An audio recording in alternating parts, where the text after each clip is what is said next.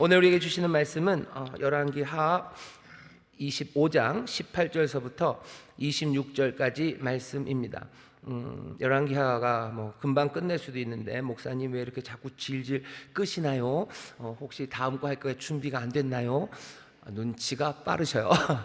그러니까 그건 아닙니다. 여기 어쩌면 뭐라 그래야 되나요? 다른 때는 설교하기 힘든 그런 말씀입니다. 죽고 멸망하고 망하는 이야기라 설교하기가 어렵기도 하고요.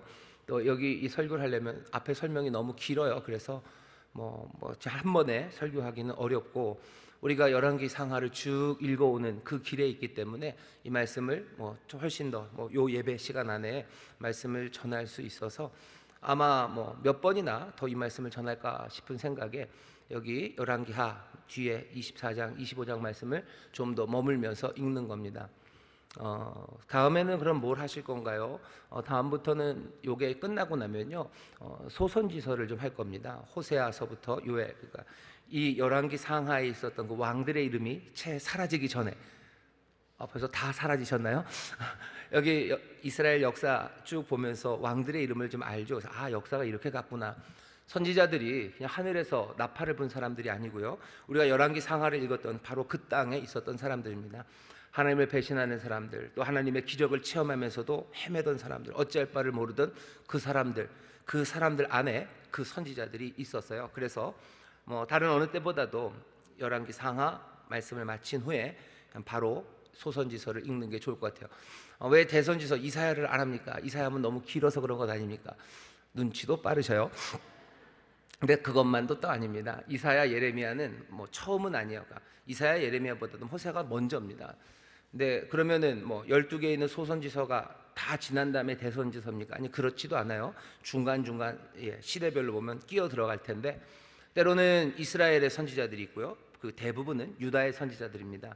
이스라엘의 선지자들, 유다의 선지자들, 그 선지자들의 이야기를 우리가 살펴볼 텐데, 말씀하신 대로 이사야, 예레미야 이렇게 읽으면 너무 길어요. 그래서 우리가 읽기가 어디에 왔는지 그냥 이사야서에, 예레미야서에 훅 빠져버리면 그냥 거기서 오래 머물러야 되기 때문에 소선지서는 상대적으로 짧습니다. 짧은 소선지서를 보면서 우리가 열왕기 상하에서 읽었던 이 역사 안에 하나님이 도대체 무슨 말씀을 하셨는지, 이 열왕기 상하를 살았던 그 왕들과 그 백성들 가운데 하나님이 선지자를 보내서 무슨 얘기를 하셨는지 소선지서 말씀을 쭉 따라 읽어갈 겁니다. 따라 읽어가다가 제 생각에는 호세아서부터 12개를 다 끝내지는 않을 것 같아요. 중간쯤 가다가 한번 쓸 겁니다. 쓰고 다시 가능하면 뭐라 해야 되나요? 그 대선지서 쪽에 망하고 나서 하나님이 다시 주신 말씀들 다시 한번 확인하고, 망한 후에 또 소선지서 이야기들이 있어요. 그러니까 거의 할 수만 있다면 시대 순으로 이 전체의 이 역사 안에서 선지자들이 어떻게 하나님의 말씀을 전했는지 들어보려고 합니다. 그게 앞으로 수요예배 때 할 일이에요. 그러면 얼마나 오래 합니까? 길면 꽤 길 거고요, 짧으면 좀 짧을 겁니다. 하지만 여러분 염려하지 마셔요. 여러분들이 해야 될 일은 그냥 수요일 날 오시면 됩니다. 비가 오나 눈이 오나 오시면 되고요, 어서 같이 기도하시고 하나님의 말씀 같이 읽어가시면 돼요. 그러면서 역사 안에서 하나님이 뭐라고 말씀하시는지 좀 더 생동감 있게 듣고, 그러니 지금 이 역사 안에서 하나님이 우리에게 뭐라고 말씀하시는지 더 잘 분별해서 알아듣기 시작하면 됩니다. 자, 오늘 열왕기하 25장 18절부터 26절까지 말씀을 본문으로 읽었고요, 설교의 제목은 죽음, 아무것도 남기지 않는다라는 제목으로 말씀을 나눌 겁니다. 오늘 우리가 읽은 말씀의 사건은 사실은 두 가지 사건입니다. 큰 사건이 하나는 예루살렘에 있는 어떻게 보면 항복하지 않은 사람들이 있어요. 그 사람들을 다 죽이는 이야기입니다. 그 다음 이야기는 그달랴라는 총독을 죽이는 이야기입니다. 아니, 예루살렘 다 망했으니까 이제 죽을 일이 없을 것 같죠? 아니요, 여전히 죽습니다. 그리고 이 두 번의 죽음은 어쩌면 모든 희망을 다 꺾어버리고 설교의 제목처럼 아무것도 남기지 않습니다. 보시죠. 여기 18절 보시면 시위대 장관이 대제사장, 시위대 장관입니다. 느부사라단이죠. 느부갓네살의 시위대 대장 느부사라단이 예루살렘에서 항복한 사람들은 끌어가요. 항복한 사람들 끌어가고, 이상하게 조금은 빈천한 자들은 좀 남길 사람들 남기고, 그 다음에 뭘 해야 돼요? 항복하지 않은 사람들 정리해야 됩니다. 항복하지 않은 사람들이 그렇게 많지는 않아요. 오늘 숫자를 보면 시위대 장관이 대제사장 스라야와 또 부제사장 스바냐, 전 문지기 세 사람을 잡았어요. 내시 한 명을 잡습니다. 왕의 시종 5명을 잡아요. 그리고 장관의 서기관 1명을 잡습니다. 다 합치면 12명입니다. 12명 잡고요. 그리고 국민 60명을 잡습니다. 그러면 다 합치면 72명입니다. 72명의 사람들을 잡아다 림나에 있는 느부갓네살 앞에 데려가요. 느부갓네살이 거기에 무슨 자비를 베풀 일은 없습니다. 끝까지 반항하고 항복하지 않은 사람 72명을 그냥 거기서 다 죽입니다. 바벨론 왕이 하맛 땅 림나에서 다 쳐 죽였더라. 이와 같이 유다가 사로잡혀 본토에서 떠났더라. 본토에서 항복한 사람들도 떠나고 그리고 끝까지 남아서 항거하던 사람들도 다 죽습니다. 남아있는 사람들은 빈천한 사람들만 남아 있습니다. 여기 72명이라는 것 일부러 숫자를 하나씩 써놔요. 항복한 사람이 몇 명인지는 안 써놓죠. 하지만 죽은 사람을 72명이라고 써놓습니다.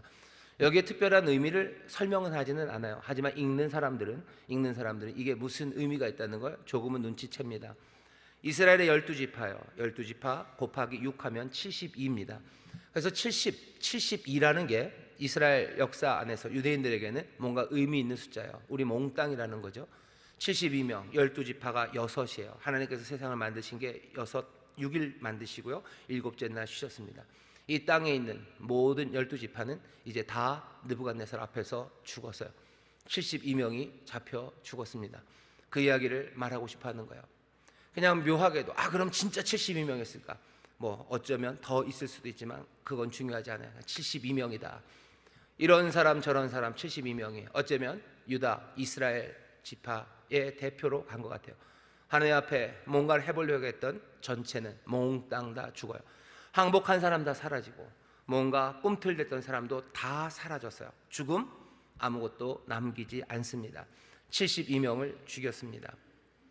본토에서 떠났죠. 그 다음 이야기는 22절서부터 바벨론의 왕 느부갓네살이 예루살렘을 박살냈습니다. 거기가 빈 땅이 됐어요. 사람도 이제 얼마 남지 않았죠. 그렇다고 해서 그냥 황무지로 사막처럼 남겨둘 수는 없습니다. 거기를 누군가 다스려야 돼요. 다윗의 자손 중에서 무슨 왕의 후손을 거기다 남길 수는 없습니다. 그러니 자기가 총독으로 세운 사람이 그달랴라는 사람입니다. 22절 보면 유다 땅에 머물러 있는 백성은 곧 바벨론 왕 느부갓네살이 남긴 자라. 남겨진 사람은 얼마 안 돼요. 그리고 남겨진 사람은 소위 말하는 엘리트들 아닙니다. 비천하고 가난하고 그냥 겨우 농사나 지을 수 있는 소위 말하는 무지렁이 같은 사람들만 느부갓네살이 거기 남겼어요. 왕이 사반의 손자 아히람의 아들 그달리아로 관할하게 하였더라. 아히감의 아들 그달리아입니다. 그달리아가 그냥 졸지에 총독이 되어버렸어요. 어쩌면 손 들고 나오지는 않았을 겁니다. 내가 이 기회에 내가 총독 한번 해보겠습니다. 바벨론 왕에게 충성을 다하며 그 정도는 아니었던 것 같아요. 하지만 그달랴를 총독으로 세웠을 때 사람들은 뭐라고 좀 생각이 있겠죠. 어떻게 느부갓네살의 총독이 되어서 다스릴까? 그달랴를 변호하자면 그달랴는 그렇게 생각하는 거예요. 여기 남아있는 빈천한 자라도 이 사람들도 하나님의 백성이에요. 그렇다면 누군가 돌봐야 됩니다. 누군가 돌봐야 되는데 적어도 그래도 자기 자신이 얼마나 훌륭한 사람이라고 자신만만하진 않았어도 그래도 누군가가 돌봐야 된다면 그냥 내가 돌보는 게 낫겠다고 생각했던 것 같아요. 그러니까 그달랴는 어쩌면 그냥 굉장히 슬픈 사람입니다. 어쩔 수 없죠. 이제 할 수 있는 건 아무것도 안 남았죠. 여기 이 사람들을 데리고 다시 민족의 중흥을 그럴 꿈을 꿀 수는 없어요. 남아있는 사람도 그렇고 가진 건 아무것도 없어요. 하지만 그래도 살아가야 되지 않습니까? 그래도 살아야 되는 거 아닙니까? 그러니 가난한 사람들 그냥 살게 해주는 거, 그게 자기 소명이라고 생각합니다. 그달랴는 그런 사람이에요. 어쩌면 그래서 느부갓네살이 그달랴를 불렀을 겁니다. 그러니까 그달랴는 대단한 꿈은 없습니다. 그냥 가난한 사람, 그냥 잘 먹고는 살아야 될 거고, 이 황폐한 땅에서 사람이 다 죽어갈 수는 없죠. 그러니 그것 보살피려고 합니다. 모든 군대 장관과 그 쫓는 자가 바벨론 왕이 그달랴로 방백을 삼았다 함을 듣고 이에 느다냐의 아들 이스마엘과 가레아의 아들 요하난과 느드보다 사람 다누벳의 아들 스마랴 마하가 사람의 아들 그런 쫓는 사람이 몽땅 다 미스바로 갑니다. 남아있는 사람들이 좀 있죠. 약간은 좀 못난 사람들 좀 남아있죠. 왕족의 찌끄러기 같은 사람들 남아있죠. 그런 사람들이 미스바로 가요. 왜 미스바입니까? 예루살렘은 이제 완전히 황폐해졌어요. 거기는 아무것도 없습니다. 황폐한 그곳 말고 이제 행정의 중심을 미스바라는 곳으로 옮깁니다. 미스바에서 이제 다스릴 거예요. 미스바에서. 이 얘기가 말하는 바는 예루살렘은 끝이라는 거죠. 예루살렘은 이제 동사무소를 갖다 놓을 때도 안 돼요. 그냥 거기는 아무것도 남지 않습니다. 모두가 그렇게 영광, 하나님의 발등상이라고 그렇게 노래하고 그렇게 영광 가득했던 곳은 아무것도 남지 않았어요. 그냥 미스바, 거기에 총독이라고 하지만 뭐가 대단해야지 총독이죠. 그냥 거기를 다스리는 사람, 미스바라는 곳에 아주 작게 뭔가 사무실 하나 차려놓고 사람들을 돕기 위해서 그달랴가 있습니다. 그랬더니 사람들이 미스바로 와요. 그달랴에게 옵니다. 그달랴가 그 사람들에게 이렇게 말합니다. 24절 보시면, 그달랴가 저희와 그 좇는 자들에게 맹세하여 이르되 너희는 갈대아 신복을 인하여 두려워 말고 이 땅에 거하여 바벨론 왕을 섬기라. 갈대아 사람들, 그러니까 바벨론 사람들 두려워하지 말아라. 그 사람들 무서워서 벌벌 떨고 그것 때문에 죽을 뚱살뚱 그것 때문에 그러지 말아라. 그냥 어떻게 하라고요? 그냥 이 땅 여기 남게 했으니까 여기서 그냥 살면서, 이 땅에서 살면서 바벨론 왕을 섬겨라. 그러면 너희가 평안하리라. 그냥 여기서 딴 생각하지 말고 그냥 조용히 바벨론 왕 따르며 살아라. 어떻게 들어보면 유대인들에게는 이스라엘 사람들에게는 말도 안 되는 반역자의 이야기 같아요. 어떻게 우리가 느부갓네살을 섬기겠냐? 어떻게 우리가 바벨론을 섬기겠냐? 우리를 이렇게 추토화시켰는데 어떻게 우리가 그렇게 하겠냐고 말할 수 있어요. 하지만 성경은, 하나님 말씀은요, 그 나라를 깨뜨린 건 느부갓네살이 아니에요. 하나님이 깨뜨리신 거예요. 하나님이 깨뜨렸다고 그랬죠. 그리고선 어쩌면 하나님이 그냥 은혜를 그만큼 남겨두신 겁니다. 어쩌면 느부갓네살이 그만큼의 은혜를 베푼 거예요. 그냥 그래도 여기 무지렁이 같은 사람들이 있어도 그래도 누구라도 좀 있어야 여기가 통제가 되고 질서가 잡혀지겠죠. 그러니 그럴 만한 사람, 아주 현실적이고 상식적인 사람, 그달랴를 거기다 세워놓은 겁니다. 그달랴가 하는 말이에요. 우리가 여기서 뭘 하겠니? 우리가 할 수 있는 건 아무것도 없어. 여기서 그냥 우리 잘 살자. 그냥 사는 데까지 살자. 그 얘기 하는데 사람들이 그것들을 받아들이지 못합니다. 그달랴가 그렇게 정책을 폈어요. 그랬더니 그 황무한 땅으로 사람들이 조금씩 모여들기 시작합니다. 여기 모압 땅, 암못 땅에 있는 예레미야서 40장, 예레미야 41장에 보면 그달랴 이 사건이 좀 더 자세하게 나와요. 그냥 거기 포도나무가 심겨져 있다. 거기 예루살렘은 초토화됐지만 그 유대 땅 미스바 그 동네, 그래도 하나님이 이스라엘에게 주셨던 그 땅에 여전히 포도나무는 자라죠. 여전히 무화과는 자라죠. 그러니 그 땅에 하나씩 둘씩 사람들이 모여들기 시작합니다.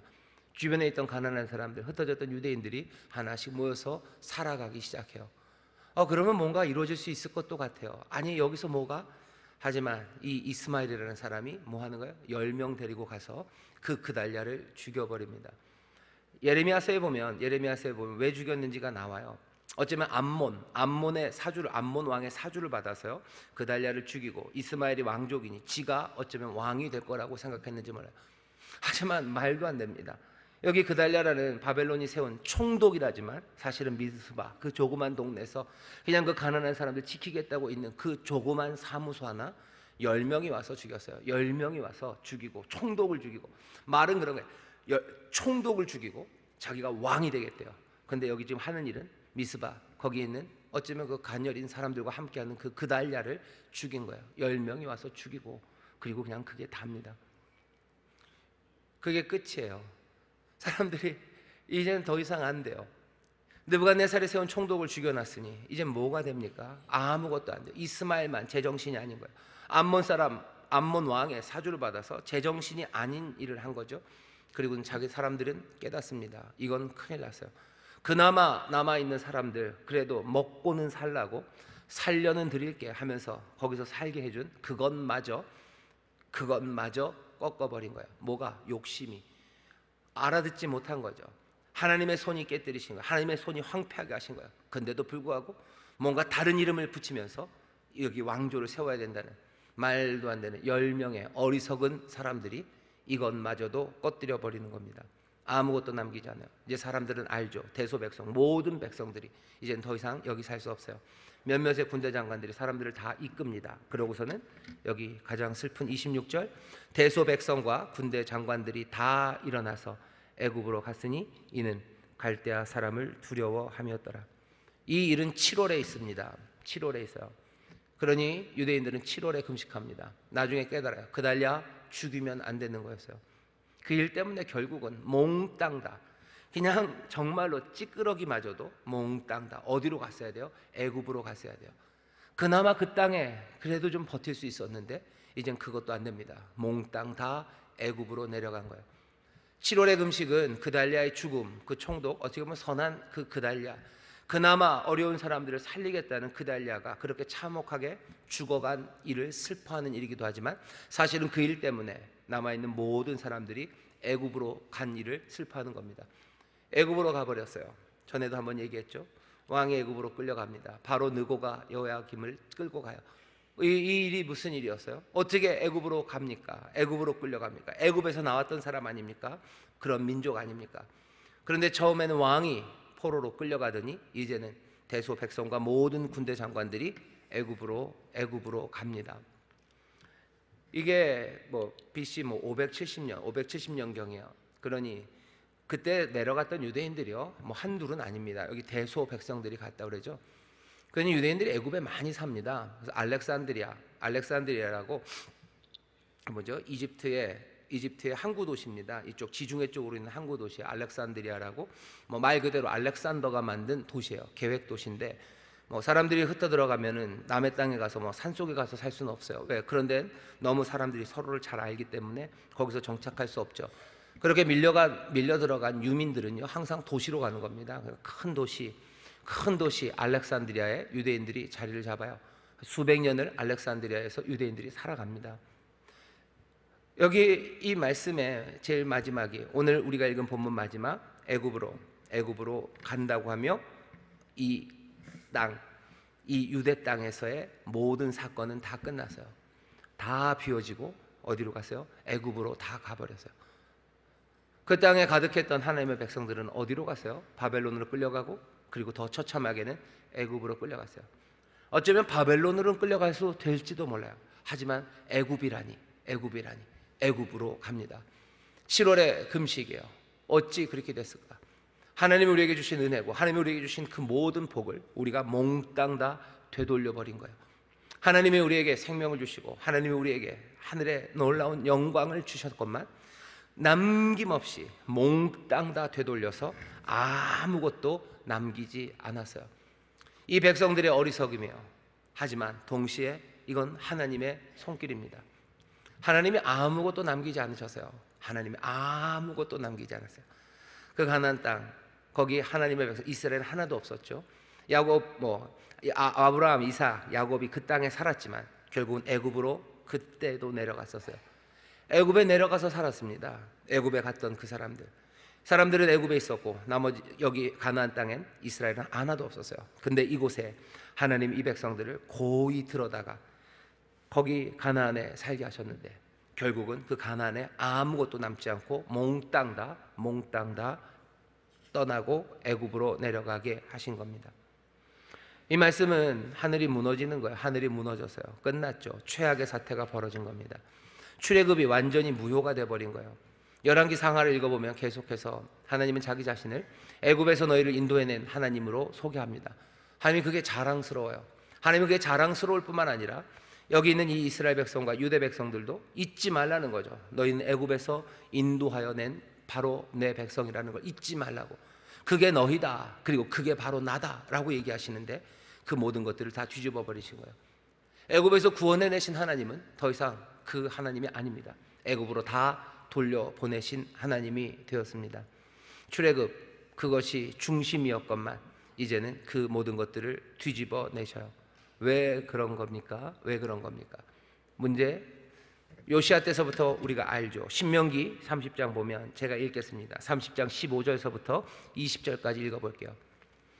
오라, 내가 오늘날 생명의 복과 사망과 화를 네 앞에 두었나니 곧 내가 오늘날 너를 명하여 네 하나님 여호와를 사랑하고 그 모든 길로 행하며 그 명령과 규례와 법도를 지키라 하는 것이라.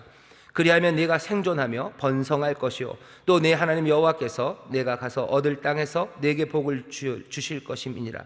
그러나 내가 만일 마음을 돌이켜 듣지 아니하고 유혹을 받아서 다른 신들에게 절하고 그들을 섬기면 내가 오늘날 너희에게 선언하노니 너희가 반드시 망할 것이라. 너희가 요단을 건너가서 얻을 땅에서 너희의 날이 장구치 못할 것이니라. 내가 오늘날 천지를 불러서 너희에게 증거를 삼노라. 내가 생명과 사망과 복과 저주를 내 앞에 두었은즉 너와 네 자손이 살기 위하여 생명을 택하고 네 하나님 여호와를 사랑하고 그 말씀을 순종하며 또 그에게 부종하라. 그는 내 생명이시요 내 장수시니 여호와께서 내 열조 아브라함과 이삭과 야곱에게 주리라고 맹세하신 땅에 내가 거하리라. 하나님은 뭐라고 얘기하십니까? 생명을 택하라고. 두 길이 있다고 얘기하셔. 여기 생명의 길, 여기 화와 저주의 길이 있다. 그리고 뭐라 하죠? 너희들 생명을 택해라. 생명을 택해라 라고 말씀하셔요. 두 길을 놓았다는 건 굉장히 중립적입니다. 그죠? 둘 중에 뭐라도 택하면 돼. 자, 뭐 할래? 하지만 하나님은 그 길, 두 길을 내놓으시고요, 알아서 택하라고 하진 않으셔요. 뭐라고 얘기하시죠? 생명을 택하라. 생명을 택하라 라는 이 말씀이 얼마나 절절하게 들려지는지에 따라서 우리가 하나님의 은혜를, 그리고 하나님의 자비하심과 그리스도 안에서 발견된 그 놀라우신 긍휼을 우리가 더 깨달아 아는 겁니다. 생명을 택하라는 말씀이 그냥 몸이 건조하게 들립니까? 어차피 생명의 길이 있고 죽음의 길이 있어. 알아서 택해라. 하나님이 지금 그렇게 얘기하시나? 생명을 택하라 라는 그 말이 얼마나 피가 묻어있는 말이고 얼마나 그 깊은 울림이 있는 말인지, 그냥 우리를 떨리게 하는 말인지 그 음성이 들려지기 시작해야 돼요. 성령님이 우리에게 오셔서 하시는 건 주의 음성을 기억하게 합니다. 생명을 택하라는 여호와의 말씀이 어떻게 들렸느냐.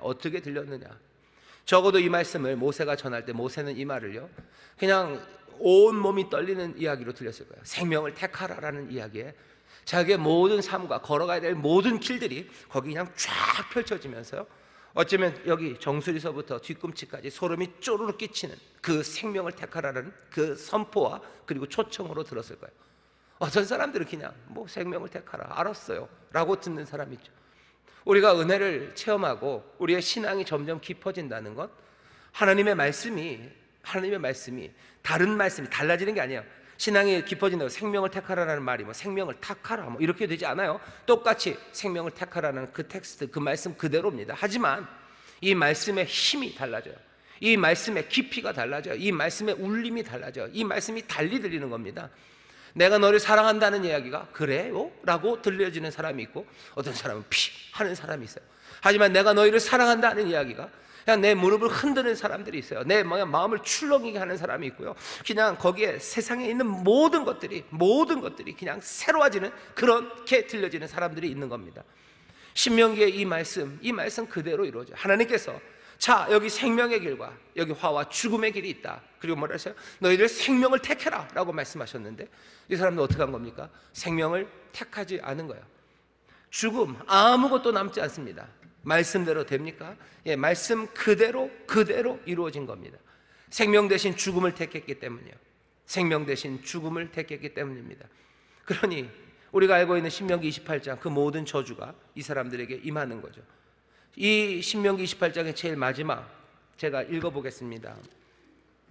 28장이 68절까지 있는데 63절서부터만 읽겠습니다. 이왕의 여호와께서 너희에게 선을 행하시고 너희로 번성케 하시기를 기뻐하신던 것 같이 이제는 여호와께서 너희를 망하게 하시며 멸하시기를 기뻐하시리니 너희가 들어가 얻는 땅에서 뽑힐 것이요 여호와께서 너를 땅 이 끝에서 저 끝까지 만민 중에 흩으시려니 내가 그곳에서 너와 네 열조에 알지 못하던 목석 우상을 섬길 것이라. 그 열국 중에서 내가 편안함을 얻지 못하며 네 발바닥을 쉴 곳도 얻지 못하고 오직 여호와께서 거기서 너희의 마음으로 떨고 눈으로 쇠하고 정신으로 산란케 하시리니 내 생명이 의심나는 곳에 달린 것 같아서 주야로 두려워하며 내 생명을 확신할 수 없을 것이라. 네 마음의 두려움과 눈에 보는 것으로 인하여 아침에는 이르기를 아하 저녁이 되었으면 좋겠다 할 것이요 저녁에는 이르기를 아하 아침이 되었으면 좋겠다 하리라. 여호와께서 68절입니다. 너를 배에 실으시고 전에 내게 고하여 이르시기를 네가 다시는 그 길을 보지 아니하리라 하시던 그 길로 너를 애굽으로 끌어가실 것이라. 거기서 너희가 너희 몸을 대적에게 노비로 팔려하나 너희를 살 자가 없으리라. 67절 말씀이 무슨 말씀인지 여러분들 이해하실 거예요. 네 마음의 두려움과 네 눈에 보는 것으로 인하여 아침에는 말하기를 저녁이 되었으면 좋겠어요. 저녁에는 말하기를 빨리 아침이 되었으면 좋겠어요. 기대와 소망으로 가는 게 아니에요. 그냥 시간이 갔으면 좋겠다는 거예요. 그냥 빨리 시간이나 가버렸으면 좋겠어요. 아무 소망도 없고 아무 기대도 없죠. 그냥 빨리 내년이 되었으면 좋겠고 빨리 그냥 그렇게 살았으면 좋겠다는 아무 의미 없는 삶, 그냥 지나가기만을 바라는 삶, 그 삶 살아가게 될 거다. 그리고 마지막 탁 찍어 박으신 말씀은 애굽, 내가 너를 애굽으로 끌어가겠다고 말씀하셨었습니다. 자기들은 알아야 되죠. 여기 있는 이 사람들은 우리가 지금 하는 이 일이 신명기 하나님께서 하셨던 그 말씀 그대로 이루어지고 있어요. 우리에게 두 귀를 주셨는데 그리고 생명을 택하라고 그렇게 자비하심과 긍휼하심으로 인자 많으신 분이 정말로 그 배가 울렁거리며 그렇게 토해내신 말씀인데, 사람들은 우리는 생명 대신 죽음을 택했다고. 애굽으로 가면서 모든 것들이 다 끝났습니다. 모든 희망은 사라졌어요. 하나님의 약속은 이제 더 이상 없습니다. 죽음 아무것도 남기지 않아요. 하나님이 그렇게 하십니까? 예, 그렇게 하신다고. 그럼 그 얘기 들려주는 거예요. 신명기의 그 말씀이 그대로, 신명기 말씀 그냥 단순한 협박 아니었다는 거예요. 그냥 그렇게 겁주고 뭐 그렇게 얘기하면 뭐 사람들이 잘할 것 같아서 하나님이 우리에게 해주신 이야기, 아니 정말로 그 말씀대로 여기 그렇게 그대로 이루신다는 거예요. 여기 생명의 길이 있고 여기 화의 길이 있다, 너희들 택하라 했을 때 이건 그냥 우리를 좀 더 도덕적으로 살고 좀 더 훌륭한 사람이 되게 하시려고 그냥 우리에게 아주 교육적으로 주신 게 아니에요. 정말로 역사 가운데 그 일을 이루십니다. 어떤 사람들은 천국과 지옥에 관한 이야기가 어쩌면 어린 사람들에게 도덕적인 삶을 가르치려고 만들어낸 어른들의 뭔가 신화 같은 그런 교육 방법이라고들 얘기해요. 천국이 있고 지옥이 있다 그러면 사람들이 더 잘 살 거 아닙니까? 그러니 그런 이야기들이 계속 있는 거 아닙니까? 라고 얘기를 해요. 하지만 정말로 그 시간이 오면 뭐라고 할 거냐, 정말로 애굽으로 끌고 가시면 뭐라고 하실 거예요? 근데 정말로 애굽으로 끌고 가십니다. 설마 이거는 우리가 좀 뭐 그 땅에서 잘 살고 좀 훌륭한 백성이 되라고 하신 말씀이지 이게 진짜냐? 아니, 진짜로 지금 이루어지는 거예요. 오늘 이 말씀을 우리가 보면서요, 하나님의 말씀이 하나님이 그럴 리가 없죠. 뭐 천국과 지옥을 만드시고 뭐 그렇게 애굽에서 끌어내셨는데 그걸 다시 돌리시겠습니까? 설마. 말은 하셨지만 그거 우리 보고 잘 살라고 그러는 거지 그게 진짜겠습니까? 설마. 아니요, 죽음 아무것도 남기지 않습니다. 그대로 다 이루시며 아무것도 남기지 않으십니다. 여기에 대해서 할 말이 없습니다. 그 일이 일어나지고 나서 할 말이 없어요. 왜? 앞에서 이미 다 얘기하셨는데 우리가 안 믿었을 뿐이지, 우리가 오해했을 뿐이지, 우리가 왜 그렇게 합니까? 하나님을 향한 신실함이 우리에게 없기 때문이에요. 하나님이 우리에게 생명을 택하라 하는 이야기가 그냥 가볍게 들렸죠. 생명을 택하라, 예 라고 들었어요. 하지만 그 생명을 택하라 라는 주의 음성이 우리의 영혼을 녹이는 것처럼 그 하나님 아버지의 그 자비하심과 긍휼의 마음으로 우리를 살리기를 원하시는 생명을 택하라는 음성이 들렸다면 여기 이 말씀을 그렇게 가벼이 여기지 못했을 겁니다. 하지만 그 일이 여기 이스라엘에게는 일어나지 않았던 거예요. 하나님이 모든 것들을 다 내려놓으시고 다 알리시고 다 말씀하셨건만 그 자비와 긍휼로 이 길을 주시고 그렇게 생명을 택하라고 쟁쟁하게 울리셨어요. 날마다 울리셨어요. 나중에 이 선지서서를 보겠지만 수많은 예언자들이 전했어요. 하나님의 마음을 전했어요. 그리고 결국은 누굴 보내셔? 아들을 보내셔서 우리에게 그 말씀 전하시는 거예요. 뭐 똑같은 얘기 하시는 거예요. 때가 찼다, 때가 찼고 하나님의 나라가 가까웠으니 너희는 회개해서 너희들 천국을 얻어라. 회개해라, 천국이 가까웠다, 때가 찼다고 얘기하셔. 누가? 아들이 오셔서 얘기하는 겁니다. 생명의 길과 여기 화와 죽음의 길이 있다. 생명을 택해라. 급하다, 때는 찼고 천국이 가까웠으니 너희들 와서 회개하고 너희들 구원 얻으라고. 주님 하시는 그 말씀이 우리에게 들립니다. 사람들은 뭐 그게 그냥 뭐 잘 살라는 이야기겠지, 뭐 예수님 믿고 뭐 교회 다니면 남들보다는 좀 더 도덕적으로 살고 뭐 잘 살라는 이야기지, 무슨 뭐 때가 차긴 무슨 때가 차고 뭐 천국이 가까우고 그런 얘기는 다 그냥 만들어낸 이야기고 그냥 잘 살라는 이야기라고. 지금도 얼마나 많은 믿지 않는 사람들이, 아니 어쩌면 믿는 사람들이 그 이야기를 합니까? 때가 찼고 그리고 하나님의 나라가 가까웠다, 그러니 너희들 회개해라 라는 그 이야기가 여기 신명기 30장에 생명을 택하라 라고 하셨던 말씀과 똑같아요. 생명을 택해라, 돌아서서 생명 택해라, 회개해라, 똑같은 이야기가 들리는데, 이전에 신명기에서도 그냥 밍숭밍숭 들었던 사람들이 이 앞에 나와서 지금 눈물을 흘리는 것처럼, 어쩌면 그날에도 눈물 흘릴 사람들이 얼마나 많겠습니까? 주님이 회개하라는 이야기가 그냥 너희들 좀 잘 살아라, 훌륭한 사람으로 살아라, 그렇게 밍숭밍숭하게 들린다면 우리는 하나님의 마음을 모르는 거예요. 하나님께서 지금 하나님의 영으로 말미암아 우리에게 부으시는 그 사랑으로 우리가 주의 음성을 듣기 시작해야 돼요. 주님이 지금 어떻게 그 일을 하셨는지 들어야 돼요. 우리에게 얼마나 큰 은혜를 주시냐면요, 회개하라라는 그 이야기가, 돌아서라, 생명을 택하라는 이야기가 그냥 이제는 그냥 메시지, 텍스트, 뭐 이미지 그렇게로만 오지 않아요. 십자가 그곳에서 흘리신 보혈이에요. 물과 피를 다 쏟아내시면서, 그 물과 피를 쏟아내시면서, 살을 찢으시면서, 그렇게 외치시면서 우리를 향해서 회개하라고, 돌아서라고, 생명을 택하라고, 여기 생명의 길이 있다고 그렇게 부르짖고 계시는 겁니다. 죽음 아무것도 남기지 않는 거예요. 오늘 이 말씀을 왜 들려주십니까?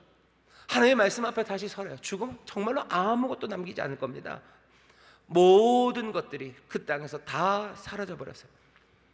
마지막까지 항거하던 72명, 그렇죠? 12 곱하기 6, 그 사람들 다 죽어 사라졌고, 여기 어쩌면 그냥 남아있던, 어쩌면 그냥 살아야 되는 사람들, 그 사람들, 그렇게 연약하고 못나도 혹시라도 있으면 뭔가 될 것 같았던 그것마저도 어리석음과 그리고 그 폭력으로 몽땅 다 사라져버린 거예요. 어리석음과 폭력이에요. 욕심이에요. 어떻게 그럽니까? 어떻게 그 망한 땅에서 여전히 욕심을 부리는 사람이 있습니까? 여전히 망한 땅에서 어떻게 그 폭력으로 그 일들을 막 도모하는 그런 어리석음이 있습니까? 이건 얼마나 코미디입니까?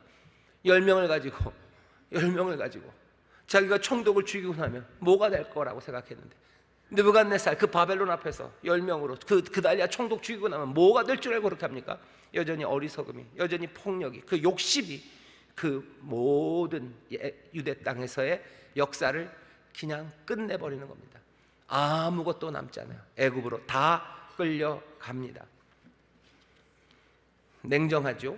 희망의 여지를 남기지 않아요. 오늘 본문이 그런 겁니다. 아무것도 남기지 않아요. 건물도 없고 땅도 없고 도시도 없고 이제 왕조도 없고, 이제는 뭔가 비난한 사람마저도 거기에 있을 수 없습니다. 땅엔 아무것도 없어요. 이 땅엔 아무것도 없습니다. 그러니 기대할 게 하나도 없어요. 그게 오늘 메시지가 우리에게 전하는 바입니다. 희망의 여지는 하나도 남기지 않아요. 아무것도 없습니다. 사하기를 즐겨하지 않으셨어요. 저희를 그 땅 앞에서 쫓아내셨어요. 이 땅은 아무것도 남아있지 않습니다. 그러니 어떡합니까? 잘 될 거야 라는 말 하지 마셔요. 왜? 잘 될 게 아무것도 안 남았어요. 그냥 그 말 입 다물게 하는 거예요. 그냥 기다려보면 잘 되겠지. 잘 될 게 뭐가 있는데? 아무것도 없는데. 그냥 못난 사람이라도 남아있어야지 뭐가 되는 거 아닙니까? 아니, 그것마저 없는데 몽땅 다 어디로? 애굽으로 다 가버렸는데 뭐가 있습니까? 아무것도 없어요. 세상을 향해서 너무 낙관적으로 얘기하지 마셔요. 뭐 이래도 좋은 일이 있겠지. 지금 우리에게 요구하는 말, 아니 좋은 일 없다. 아무것도 남지 않았다. 아무것도 남지 않았다. 거짓말하지 마라. 그 얘기예요. 낙관주의, 값싸는 애, 그것들이 자리 잡을 곳 아무것도 없습니다. 낙관한다고 해서 미래가 열립니까? 아니요. 아무것도 없는데 뭐가 열립니까? 아무것도 없어요. 너무 냉정하신 거 아닙니까? 너무 무시무시한 것 아닙니까? 구약에나 그랬지 신약에는 그래도 안 그럴걸요? 아니요. 신약에서도 마찬가지입니다. 누가복음 20장 보면 포도원 농부의 비유가 나와요. 포도원 농부 뭐 맡기고 떠나갔어요. 떠나간 다음에 주인이 보냅니다. 뭐 종들 보내요. 근데 뭐 종들 뭐 다 잡아 죽이죠. 나중엔 아들 보냅니다. 아들까지 잡아 죽여요. 예수님 얘기하셔요. 이 사람들 어떻게 해야 되냐? 이 사람들 어떻게 해야 돼요? 이 포도원의 이 종들은 어떻게 해야 돼요? 당연히 주인이 와서 다 끝내야 되는 게 맞죠. 거기에 무슨 여지가 있냐? 여지 없다. 다 깨질 거고 다 무너진다라고 분명히 얘기하죠. 예수님, 그래도 포도원 주인은 그 종들을 불쌍히 여겨서 무슨 소리. 마태복음 25장 보면 예수님께서 최후의 심판, 인자가 하는 심판에 대해서 얘기하셔요. 양은 오른쪽에, 그리고 염소는 왼쪽에. 그때 뭐 사람들이 와서 그러죠. 왜 우리가 뭘 잘못했냐고. 내가 목마를 때 날 마시우지 않아, 나 배고플 때 나 먹이지 않았고, 나 감옥에 있을 때 나 찾아오지 않았다고. 너희들 불법을 행한 자들, 너희가 영원히 영원히 문 밖에서 이를 갈미 있을 거라고. 거기에 대해서 그렇게 얘기하셨어요. 거기에 무슨 여지가 있습니까? 여지 없습니다. 하나님, 그래도 나는 자비해서 너희들이 나를 그렇게 했을지라도 난 너희에게 밖에서 그냥 이를 3일 동안 갈고 4일째 되면 불러줄게. 아니면 한번 울고 있어봐. 내 마음이 바뀌면. 그런 얘기 없어요. 그냥 영원히 이를 갈 거라고 그냥 내치십니다. 너무 냉정한 거 아닙니까? 아니요, 늘 그러셨어요. 거기에 무슨 불의가 있습니까? 불의하지 않으셔요. 하나님은 그냥 중립적으로 두 길만 놓으셨던 것도 아니에요. 두 길 놓고 네가 택한 대로 가라. 그래서 우리가 그거 택해서 그 결과가 왔다면 거기에 대해서도 우리가 할 말이 없을 텐데, 하나님은 두 길을 내어놓으시고 생명을 택하라고. 어떻게 해요? 그냥 온 마음을 다해서 그 뱃속에 있는 것들을 다 끌어내시면서 생명을 택하라고 말씀하시고, 생명을 택할 수 있도록 모든 것들을 내어주셨건만 사람들은 이 길을 여전히 택한 겁니다. 이 냉정함에 대해서, 그래서 이 단호함에 대해서 누가 뭐라고 합니까? 너무 늦은 시간이 되면 안 되겠죠. 너무 늦은 시간이 되면 안 됩니다. 예수님이 그래서 천국 선포하실 때도 때가 차고 하나님의 나라 가까웠다. 어서 오라고. 하나님의 나라가 온다고. 그 냉혹한 판결의 시간이 온다고. 죽음은 아무것도 남기지 않을 거예요. 아무것도 남기지 않을 겁니다. 그 시간이 분명히 옵니다. 그러니 그것 대비하래요. 그것 대비해라. 그러면 아무것도 안 남는데 뭐 어떻게 됩니까? 예수님 말씀 그대로요. 황무지예요. 아무것도 남지 않습니다. 그러니 기대할 것 없죠. 소망은 어떻게 오는 거예요? 하나님의 나라가 하늘로부터 임하는 거예요. 이 땅에선 기대할 것 없어요. 하나님의 나라가 오는 수밖에 없습니다. 폐허들, 우리가 지금 보는 수많은 폐허들이 있어요. 죽음, 아무것도 남지 않은 것 같은 곳들, 기대하고 소망할 것이 없는 땅들, 그런 가정들, 그런 사회 우리가 보고 있습니다. 여기에서 무슨 쉽게 낙관을 얘기하지 마셔요. 낙관적으로 쉽게 얘기하지 마셔요. 야, 뭐 그래도 잘 될 거라고, 늘 그랬었다고, 늘 그랬었다고. 애들은 늘 그런 거라고, 애들이 늘 그런 거라고. 그러니 계속 간다는 얘기잖아요. 그래도 그냥 잘 역사는 발전해 갈 거라고. 오늘 우리에게 주시는 말씀, 죽음 아무것도 남기지 않습니다. 기대할 만한 거 남기지 않을 거예요. 그날 옵니다. 다 사라지는 땅들이 있습니다. 다 사라지는 땅들이 있어요. 그냥 그래도 잘 될 거라고요. 완전히 망한 집안들이 있습니다. 완전히 인생이 끝난 곳들이 있고요. 완전히 그냥 무너져 버린 나라들이 있고요. 그냥 폐허가 되어서 그냥 기억조차 할 수 없는 그런 문화들이 왜 없습니까? 있습니다. 그런데도 불구하고 죽음, 아무것도 남기지 않는 것, 여기에 대해서 눈 감으려고 해요. 오늘 이 말씀을 바벨론의 사람들에게 들리는 거예요. 바벨론의 포로로 간 사람들에게 들려주는 거예요. 죽음, 아무것도 남았어. 소망 가질 수 있습니까? 소망 못 갖는다. 너네들 다 떠났다. 거기 있는 그달리아마저도 이스마엘이 죽여버렸다. 그리고 놀랍게도 애굽으로 다 가버렸다. 뭐가 있냐는, 여호와의 행적을 보아라. 그 땅은 황무하게 되었다. 지난번도 말씀드렸잖아요. 거기 그냥 딱 하나 힌트가 있어요. 사람들은 다 떠났어요. 하나님의 약속은 깨졌어요.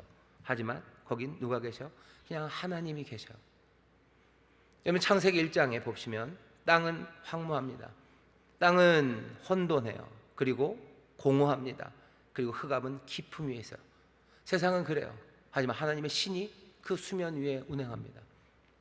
그 땅에는 아무 소망이 없어요. 그냥 하나님의 신이 그 수면 위에 있을 뿐이에요.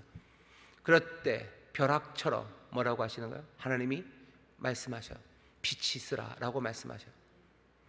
그 모든 것들을 새롭게 하시는 하나님의 말씀이 그 혼돈의 땅에 임하는 겁니다. 땅에 무슨 기대가 있습니까? 아무것도 없어요. 그럼 우리가 찬송하는 거예요. 우리의 소망은 주님뿐이라고.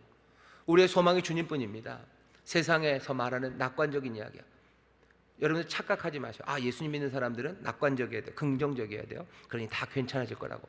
괜찮아집니다. 하지만 그게 그냥 값싸게 괜찮아지는 거 아니에요. 이 땅에는 소망이 없어요. 황무한 땅, 혼돈하고 공허하고 흑암이 깊은 그 땅에 하나님의 신만이 운행하실 분이에요. 하나님의 빛이 있으라 말씀하실 때, 그때 말씀이 임할 때, 그때 이 세상에 새로운 일이 시작이 됩니다. 여기 이 바벨론의 사람들은 알아요. 이 땅엔 소망이 없어요. 할 수 있다면 그달리아가 했던 것처럼 그냥 바벨론 왕을 섬기며 그냥 평안하게 지내는 거, 그냥 별무리 없이 지내는 거, 그것 말곤 더 해줄 말이 없는 거죠. 하지만 정말로 기대와 소망은 어디에 둘 수밖에 없습니까? 이 땅을 새롭게 하시고 빛이 있으라 말씀하시고 그 터트리는 은혜로 이 새 일을 행하실 우리 하나님, 그리고 내 주님에게만 소망과 기대가 있습니다. 그 기대를 놓치지 않는 사람들이요, 주께서 이 황무한 땅에 여호와의 행적을 보는 사람들, 내가 주를 신뢰함으로 주를 바라봄으로 주께서 역사하시기를 간절히 바라는 소망. 그러니 우리의 소망은 이 땅에 있지 않아요. 우리의 소망은 하늘에 있습니다. 하늘의 뜻이 이 땅에서 이루어지기를 소망하는 사람들이 우리들이에요.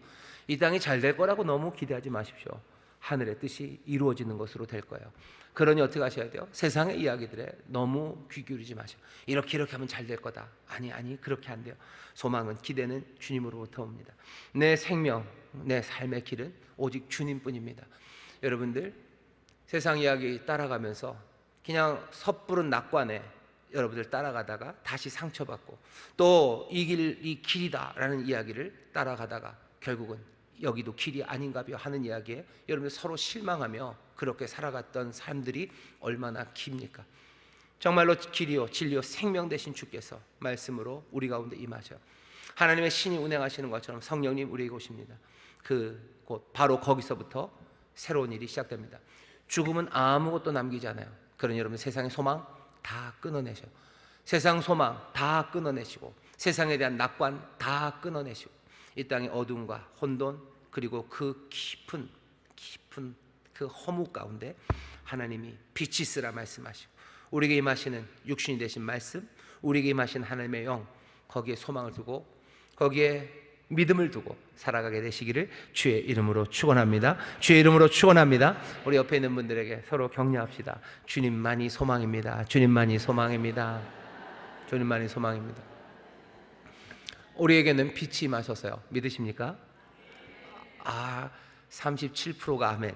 발코니는 23%가 아멘 하셨어요. 다시. 우리에게는 빛이 임한 줄 믿습니다. 우리에게는 빛이 임해서요. 하늘을 깨뜨리는 소리가 하늘을 여셨어요. 땅엔 소망이 없어요. 예수님 이 땅에 오셔서 침례 받으실 때요 어떻게 됩니까? 하늘이 열립니다. 예수님에게 분명히 열렸어요. 하지만 하늘은 열린 겁니다. 하늘이 열리고 하나님의 영이 비둘기처럼 어디에 다른 데 아니에요. 그 인자 위에, 그 예수님 위에 임하셔서요. 하늘의 은혜가 임하는 곳입니다. 새로움이 시작되는 곳이요. 예수 그리스도 바로 거기서 열리는 하늘 그리고 시작되는 새 소망 그리고 그 기대를 우리가 붙잡을 수 있어요.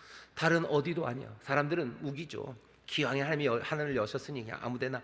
아니요. 그 성령은 비둘기처럼 그 머리 위에 그 아들이신 예수 그리스도 그 위에 있습니다. 주님이 우리의 소망이요. 주의 말씀 붙잡으십시오. 그 안에서 다시 한번 죽음, 아무것도 남기지 않는 죽음, 그 땅이나 생명은 하늘로부터 옵니다. 우리는 하늘로부터 난 자들, 하늘로부터 태어난 그런 복된 사람들, 그 영생을 누리는 사람들인 줄 믿습니다. 그러니 어떻게 하셔요? 이제 그 생명으로 살아가십시오.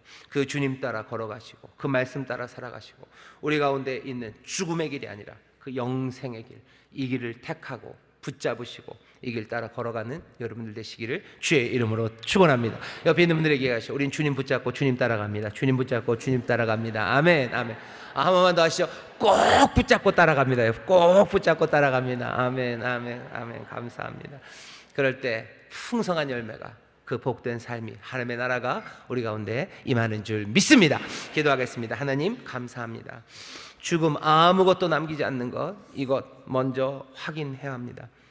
아버지 하나님, 우리의 잘못이 정말로 이 땅에 아무 소망, 아무 기대도 만들 수 없는 그런 곳이 되게 하였음을 우리가 인정해야 합니다. 여기서부터 아버지 하나님은 거짓된 희망들 버릴 때부터 아버지 하나님을 향한 아버지 하나님의 간절함과 또 오시는 빛, 오시는 말씀, 아버지 하나님 우리가 기쁨으로 영접할 수 있사오니 주여, 세상 소망 다 사라져도 주님만을 붙잡는, 아니 세상 소망 사라졌음을 깨닫고 주님만을 붙잡는 우리 모두가 되게 하여 주시옵소서. 성령님께서 우리의 귀를 여셔서 이 소망 되신 주님의 음성이 우리의 영혼 가운데, 우리의 영혼을 흔들고 우리의 영혼을 가득 채우는 우리 하나님의 귀하신 목소리로 우리 좋으신 아버지의 목소리로 들려지게 하여 주시사 아버지 하나님 그 안에 충만함으로 길 잃지 않게 하여 주옵시고 그 충만함으로 아버지 승리하는 하나님의 자녀들 되게 하여 주시옵소서. 감사드리며 예수님의 이름으로 기도하옵나이다. 아멘.